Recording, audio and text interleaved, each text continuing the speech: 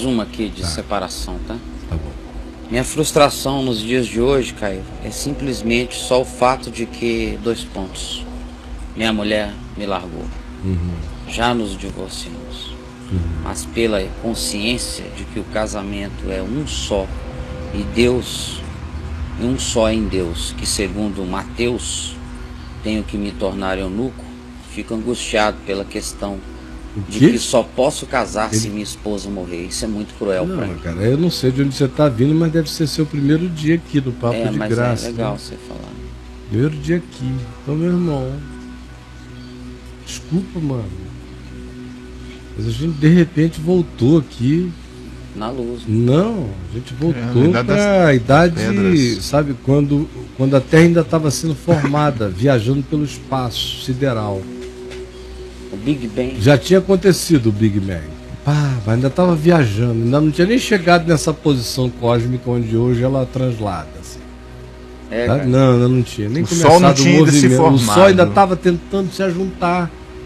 Tinha algumas fagulhas. E foi desse nível de atraso espiritual que plantaram em você tamanha agonia.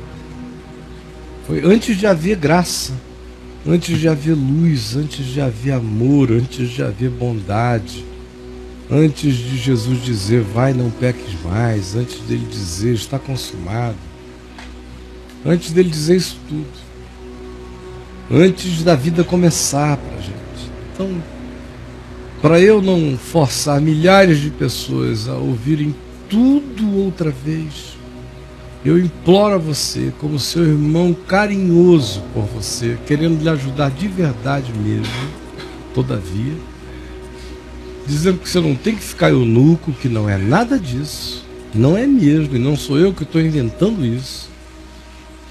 Nos dias de Jesus, a consciência prevalente sobre o significado do divórcio é essa que você, indo lá no meu site, no caiofabio.net, escrevendo a palavra casamento ou a palavra divórcio em pesquisa, você acha as centenas do mesmo conceito que era aquele que Jesus, quando definiu o que era ou o que não era, o que poderia ser visto e entendido como divórcio nos dias dele, ele estava, ao tomar aquela posição, definindo uma questão antiga em Israel, que era entre a posição do rabino Shammai de um lado e do rabino Hillel de outro lado. O rabino Hillel advogava a tese, que é aquela evocada pelos fariseus de Mateus capítulo 19, quando perguntam, é permitido ao homem divorciar-se por qualquer motivo? O rabino Hillel, muito mais liberal, abriu uma quantidade enorme de possibilidades de divórcio para o homem, até se ele achasse alguma coisa na esposa dele que não fosse agradável. Então, para os homens, ele era o máximo. Já o rabino Shammai dizia que não era assim. O cara não podia sair dispondo da esposa de maneira leviana. Sabe por quê? Porque o instituto do casamento em Israel naqueles dias era também um instituto da previdência social. Era o INSS, era fundo de garantia, era tudo que é recolhimento de imposto que um ser humano pudesse fazer, estava contido no significado do casamento. O marido era o estado da mulher naquela sociedade primitiva. Então por que o homem não podia dispor da mulher por qualquer motivo? Porque era um problema social horrível. Número 1, era uma perversidade do homem fazer isso com a mulher. Não quero mais, tchau. Segundo lugar, porque a mulher agora, que tinha saído da casa de pai e de mãe, para sempre para estar com esse homem, e se esse homem a declara repudiada numa sociedade machista, porque a sociedade judaica era machista, como o Velho Testamento acontece no contexto de uma sociedade machista, não é uma sociedade do Evangelho. Como é que seria uma sociedade do Evangelho? É uma sociedade onde não há diferença entre homem nem mulher. Tanto quanto não há entre escravo nem liberto, nem entre judeu, grego, bárbaro, cita. Não há diferença entre homem e mulher. Não há. Numa sociedade segundo o Evangelho, homem e mulher ganham a mesma coisa, têm as mesmas competências, são tratados com a mesma dignidade, são apenas dois humanos. Um humano macho, um humano fêmea. A relação dos dois vai ser estabelecida entre os dois, mas perante a sociedade tem que ser tanto quanto é perante Deus. Porque Paulo diz, em Cristo Jesus acabou isso, não há mais homem nem mulher, nem escravo nem liberto, nem diferença racial, nem étnica, nem de nenhuma natureza, porque todos agora são um em Cristo Jesus. Então o Velho Testamento acontece num contexto machista.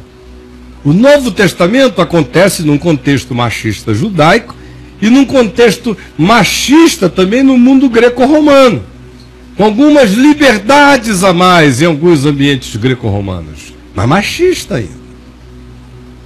E Paulo anuncia o princípio.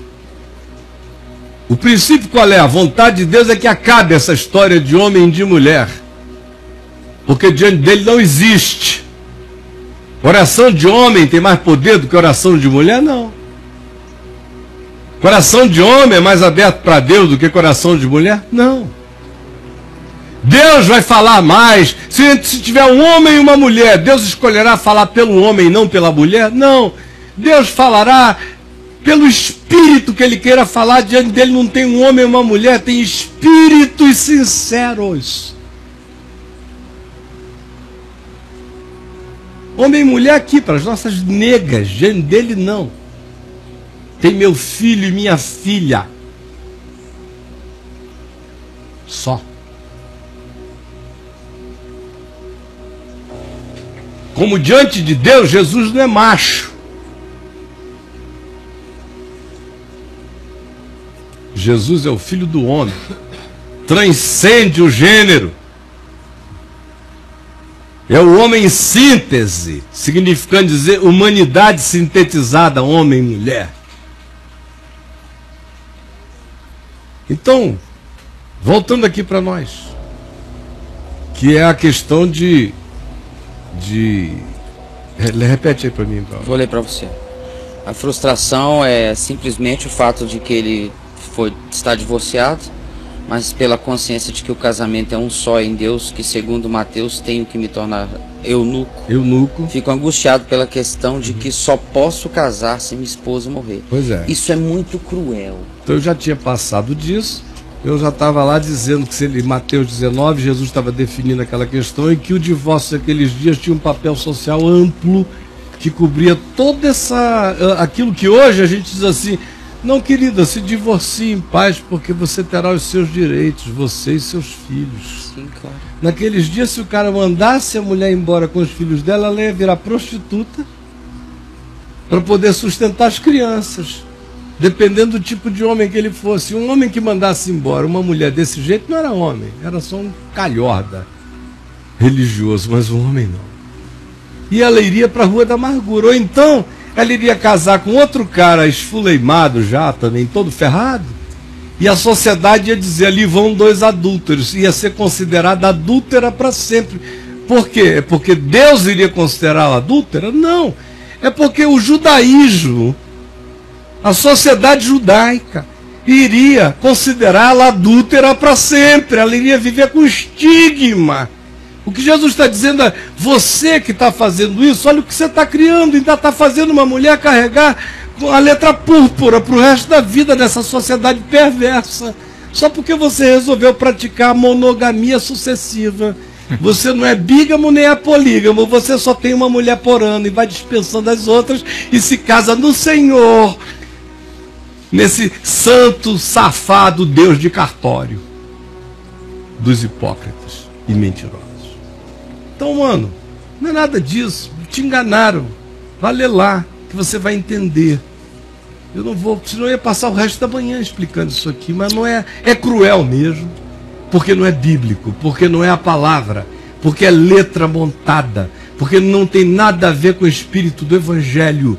porque não é segundo Jesus, por isso que é cruel, é perverso, é demoníaco, é maligno mesmo. O que ensinaram a você foi uma montagem safada, perversa, maligna, desumana e cruel. E eu assumo a responsabilidade diante de Deus pelo que eu estou dizendo. Essa montagem é perversa. Ela nada tem com o Espírito de Cristo. Acalme seu coração, vá lá no meu site, leia. Está escrito pesquisa, bote a palavra casamento, vai abrir coisa dessa. Divórcio com acento, vai abrir um mundo de coisas. Sem acento, outro mundo de coisas. Vá lá e leia. Depois chega aqui pacificado, por favor. Prossiga. Que amém, coisa, hein, querido? Amém. E aí fica nessa agonia e olha só como a pessoa é induzida à perversidade. O sujeito começa a pedir a Deus que a mulher morra.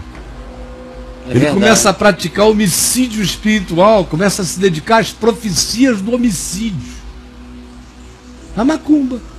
Assim se faz um macumbeiro na igreja evangélica. Em nome do divórcio, de só poder casar de novo depois que a mulher morrer, depois que o marido morre, se cria um macumbeiro que frequenta uma profetisa macumbeira, e ele vai acabar encontrando uma que vai profetizar a morte da mulher dele, e ele vai ficar torcendo pela morte da mulher dele para ele poder ficar livre. Quando se trata Deus como se ele fosse o diabo, faz-se macumbeiros, né? Meu Deus, esse Deus aqui é pior que o diabo, né? O diabo tem mais bom humor do que esse Deus aqui. O diabo pelo menos vai lá, cara, pega alguém. O diabo ia dar um toque para ele passar uma réguinha. Vai lá. Passa uma régua aí. É mais misericordioso ainda. Né? Pelo menos, desse sentido, o diabo é mais humano, né? É, né? O diabo é mais humano do que esse Deus aqui? É. Esse Deus aqui é de uma desumanidade horrorosa. Imagina. Pelo amor de Deus, o diabo isso muito cruel. Está dando aula de humanidade para esse Deus da religião. Esse perverso, mal-humorado, sabe? Filho de uma égua esse aí. Não posso dizer isso porque aí é uma falta de consideração para com a égua. Né? Tadinha da égua. Não tem nada a ver com a história. Vamos lá.